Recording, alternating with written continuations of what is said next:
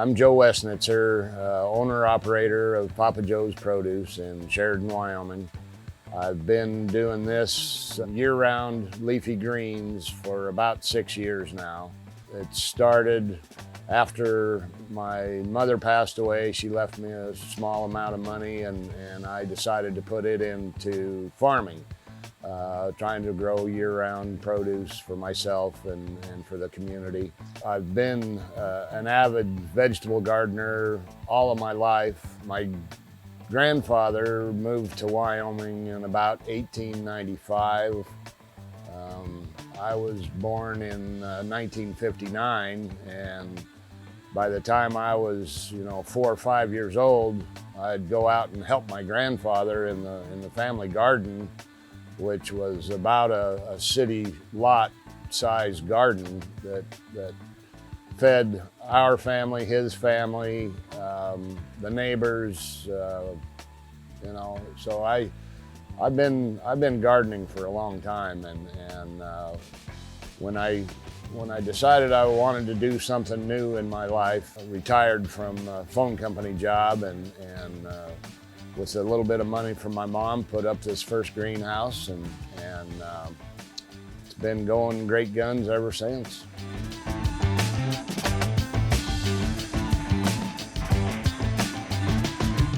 My name's Adam Bunker. I'm the director of Fancy Words for Papa Joe's Produce, but in actuality, I would be more like the operations manager.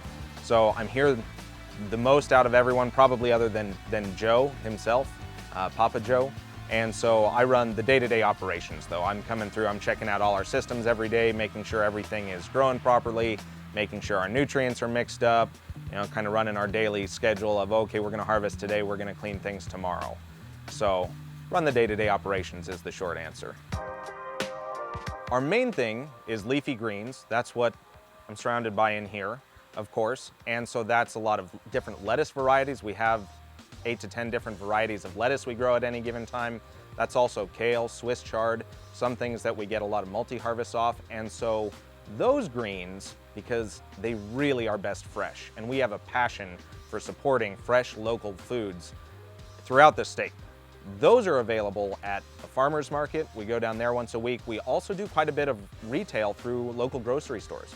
We have great partners where we're bagging our lettuce here, and then within literally 1 or 2 days of harvest, it's going there and it's available for people to buy in these stores. So that's one of our biggest passions. But in addition to that, we have a variety of other products that are made for consumption later, right? They're pesto, olive oils, hummus, things like that, which, and some of them can even be frozen, and we don't use preservatives other than just a little bit of salt for flavor. We freeze it fresh if it's not going out right away. So those, what we're doing is listing those through some outlets such as Eat Wyoming, where people can order olive oil and then it'll get there, and it's still made in Wyoming. A lot of the ingredients in those oils are grown right here in our greenhouse. Same with the hummus. Some of those ingredients are grown here.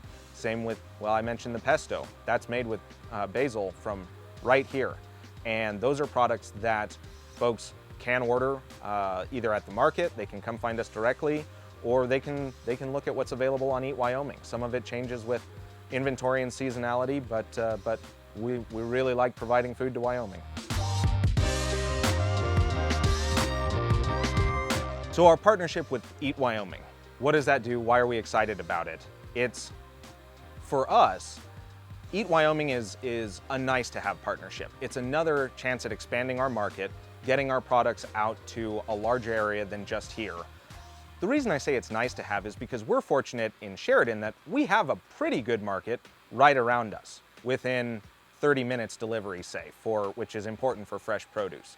But part of why we're really excited to be working with them and helping grow the Eat Wyoming effort is that kind of a statewide partnership and distribution infrastructure is critical. It's not nice to have for a lot of Wyoming producers.